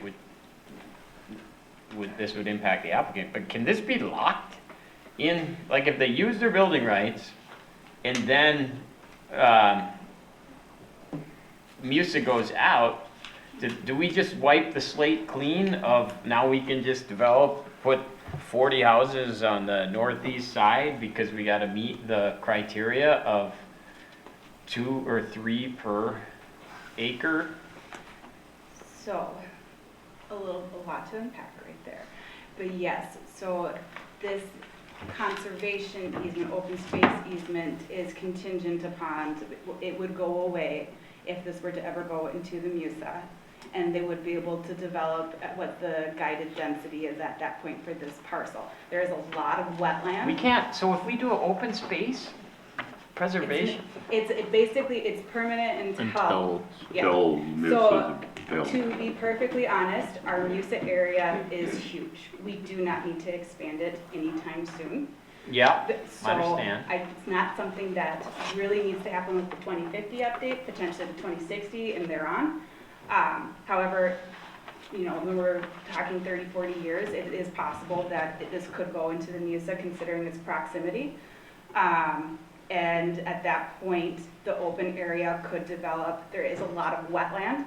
I don't know how practical it's going to be for it to completely develop. There still will likely be an open space component. There might still be open space requirements that are in code. So I would say that's kind of a problem for a future situation. So what about is a conservation easement permanent? Is there any easement permanent that MUSA doesn't cancel out? There are, like Bechtold Farms has a conservation easement that they willingly just wanted to do with the trees in that area. That was just something they wanted to be able to offer their residents. But as far as the open space, our code specifically says, and I believe for it to work with the Met Council requirements, it has to be contingent upon sewer and water coming in, or there has to be basically an expiration date when that does happen. So there's no chance of ever having rural pockets within a MUSA area because the Met Council's rules will trump anything that we do as a city? Only if the homeowners or whoever owns that area doesn't want to develop it. If they want to develop it in 40 years, that would be their opportunity, yes. But we can't say, okay, we'll give you extra building rights, but the exchange is that rural part is going to stay rural no matter what. Yeah, with the extra building rights are contingent upon the road and contingent upon setting aside the open space. And the reason why is because we know we're going to need basically how close these lots are together. Yeah. If we have sewer and water, we need that density to support the infrastructure. And so the idea is you need to have the ability to put that infrastructure in later once it becomes part of the MISA. So that's kind of the thinking behind it. You want to cluster it now. It's concept. Yeah. And so you want to cluster the housing now. You either want really big lots or really clustered lots. Yeah. And the ability to put an infrastructure later. And so this is basically, okay, you're not going to do the big 10-acre lot, so we need it to be really small lots. And then we need you to conserve a bunch of open space so that we can easily put in infrastructure later when it's that time. Yeah, okay. So my feedback to this project is that I didn't make any comments the last time, but I like it. Devil's in the details. I don't see any big things that stick out and make me think, oh boy, you got to think about this. I actually appreciate him coming in and having these conversations without doing extra work. That's all I have. Thanks. Can you help me understand Outlot B and Lot 2 in the southeast corner? Because on one concept plan, it shows an outlot and a lot. One is a 2-acre lot, and then it's got a ghost plot. So why are we saving Outlot B and not developing that into a lot? I believe that, and I'll let the applicant answer too, Nate, feel free, but I believe he heard some feedback to get it away from County Road 30. And so maybe he was putting an outlot there to act as kind of a buffer, but Nate, do you have an explanation as to why you wanted that outlot B? Yeah, you're talking about Outlot B, Yeah. County Road 30. Yeah. Right, yeah. Yeah, there was, well, in part, there's one of the specific criteria is to arrange the lots around a focal point. The wetland is the focal point. And so what we ended up doing is extending that road, further to the north, in order to get those lots kind of up and around the wetland. And I think that also accomplishes some of the feedback that was received at last concept of having fewer houses along County Road 30. So, yeah, someday, 30, 50 years from now, that could potentially, you saw on the ghost plat where that maybe turns into houses, but at this point in time, I think there's some advantages to all parties involved to have less density.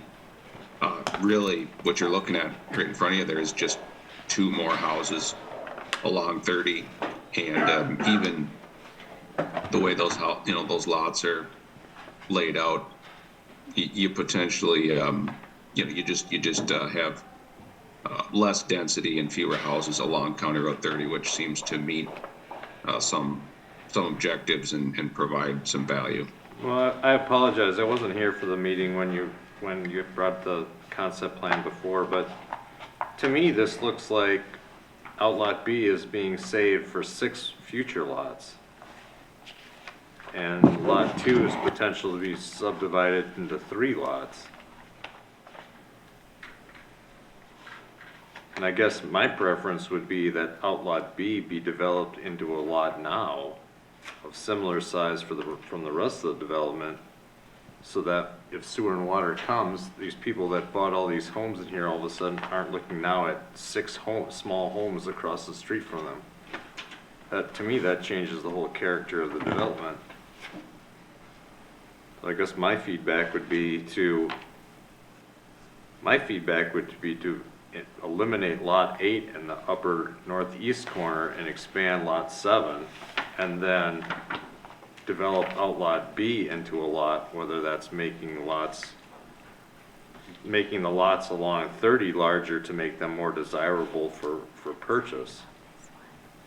But honestly, if I was living in lot 4 next to the trail, in 20 years when water comes in and all of a sudden you're gonna build 6 homes across the street from me, I'd be a little ticked.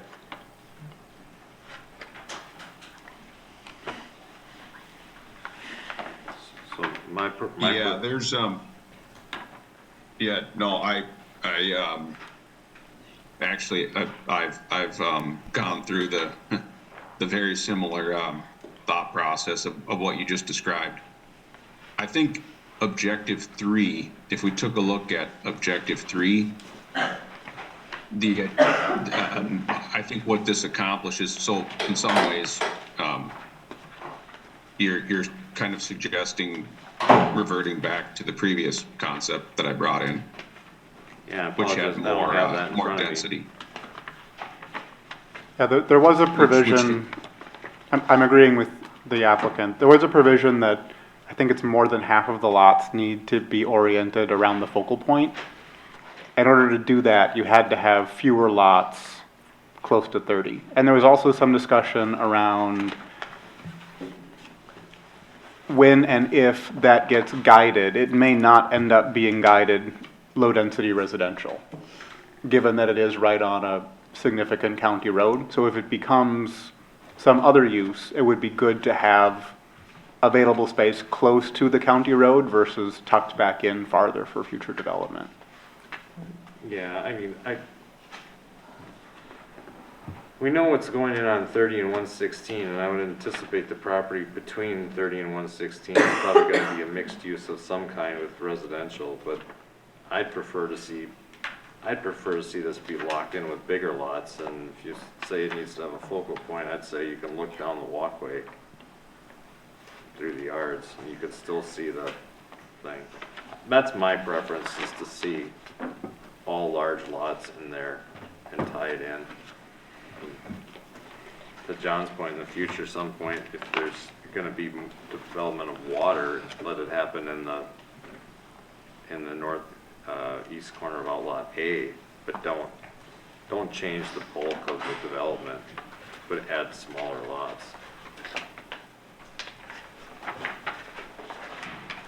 I think I could, Yeah, that, go ahead, Nate. oh, I was just gonna say that, I mean, just to be clear, you're suggesting, I mean, basically, that you'd rather see just the standard plat and just go away from the OS&P design altogether.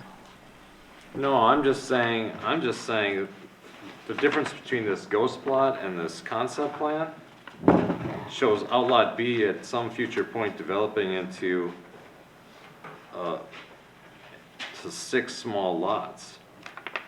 And I'm just saying, why don't you just develop that now into a larger lot to fit into the character of the rest of the development? And then if any future development has to occur because of water coming in, you've got that on the ghost plot on the northeast.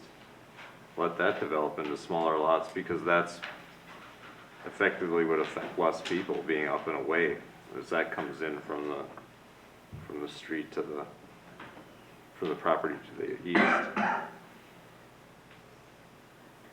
Yeah, one other thing, and this is actually this is just a mathematical constraint. If that weren't kept as an outlot, I don't think it can meet the open space requirements.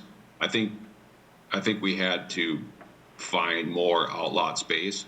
So basically, if it didn't go there, it has to go somewhere else. And so, you know, just mathematically, I think it had to go somewhere. And then because objective 3 requires to preserve more views of the, you know, more vantage points away from County Road 30, that's kind of how that shook out. I do like the new lot layout. I think you did a good job of adapting to the intent of the OS&P. I don't have any reservation with this anymore. I have one suggestion. I like the idea of looping trails as a regular trail user. It would be worth considering, I think, closing the gap between Lot 4 and Lot 1, where the trail access is now, and maybe shifting what's on the east side farther west, and then creating access to the trail at the western edge and the eastern edge of the parcel, so that people could walk through the trail portion and then follow around the perimeter to get back to the road. Just as a future point of feedback for the residents of the neighborhood, that might be a little bit more valuable than a single point of access where they can just do an out and back. But I think you've done a good job of preserving the wetland and giving people good views of it, as well as the treed portion on the northeastern side. I think you've achieved what we asked you to achieve. I'm reading this, objective 3, and it's such vaguely written, vantage points to the maximum possible. Yeah. So I think he met that. Yes, I do think. No matter what he does. Some flexibility in how it's interpreted, but yeah, I believe the idea has been satisfied with, this sketch plan as well as the previous. I think it would be, so. Do you have any input on the percentage of upland that has to be preserved? So that does need to be 50%, and 25 of that, 25% needs to be upland. So I don't have the math in front of me, but I think the question then would be, would we want to have something of the lots in the northeast area sacrificed in order to get rid of the outlot, or do we? If the applicant's saying that there's a mathematical problem, I believe him, because he's probably been looking at the numbers longer than I have. Okay.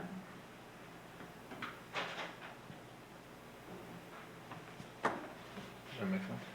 Do you have anything else? Yeah, no, that's just my biggest hang up. And then I'm sure staff has looked at this road access to the east, but do we actually have to show a ghost plot onto that property? The road access to the east. He's saying they moved the road, put the road more curvilinear so it could have access. Yeah, we typically, anything that's not platted as a lot, we require a ghost plat, so to see how those road connections would work and how, so.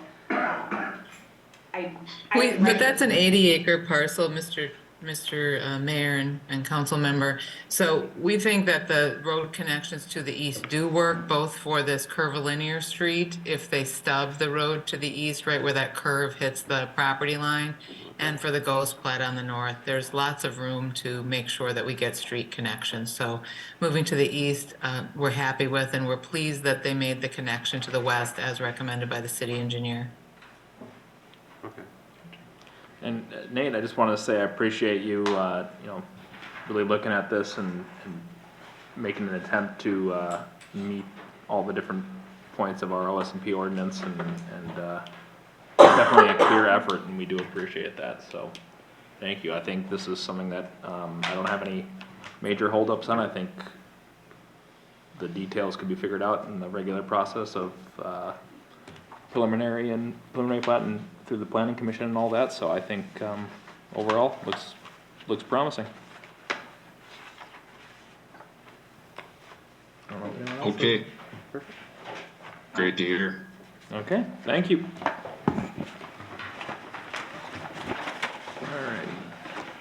Alright. So we do have, the next one is the moved item, which was 7I, I believe, which is now the new 8C.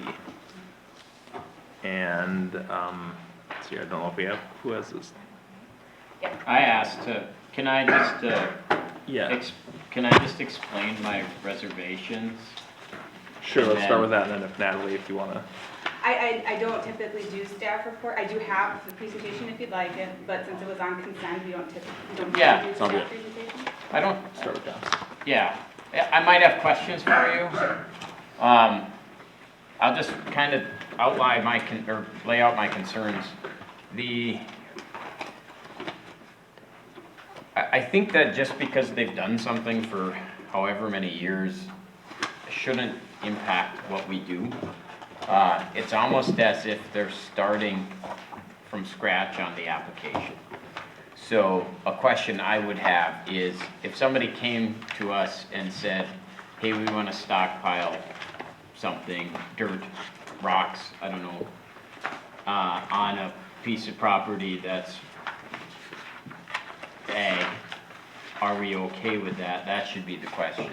So nothing that's happened before this time period should be of any relevance, in my opinion.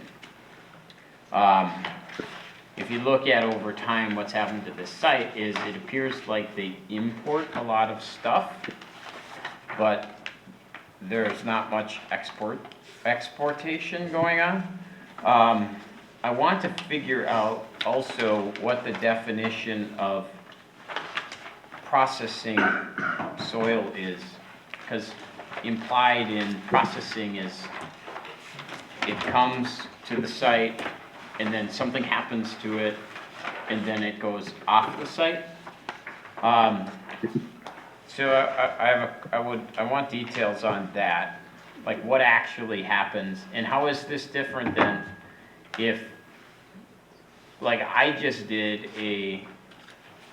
I've done some projects at my house where I have recreated wetlands, for example. And there are some laws about disturbing land, either taking dirt out, and then there's also laws with watersheds and stuff about putting things in. And I would want to know if, what's going on with our audio? The applicant is unmuted. Oh, okay. So Yeah, so I would like to figure out exactly what the meaning of processing is. I would like to know I would like to know how we're going to monitor processing, or if it's storage. What's the difference between processing and storage? Because I don't think a person in Corcoran could just say, hey, I live in the rural area, I'm going to store dirt there from here till eternity. I also think that we ought to limit the amount of truck traffic, because I think I don't know if they have neighbors or, I mean, I've driven by and stuff, but if I lived there and somebody was hauling a bunch of dirt back and forth on the neighboring property, it's like a business. I would want to limit that, just like we had the guy who opened the motorcycle shop. There was a limit on how many trips per day could happen. There's limits on how many trips per day that can happen in almost every home-based business, and I don't see a trip limit or anything like that. Yeah, so as far as, Councilor Bottom, as far as the definition of soil processing, it is a vague term. I've spent hours trying to look up soil processing, and it can mean different things. The interim use permit resolution specifically defines soil processing for the site as importing soil to the site, filling and storing the soil in stockpiles, so it's primarily storage that's occurring and drying out the dirt, as well as exporting soils to the site. So even if processing of soils could mean other things, they are specifically limited to just those activities on the site through the resolution. But they're not limited. Just because they're limited to 3 activities doesn't mean any exporting takes place. I do believe exporting does take place. I don't know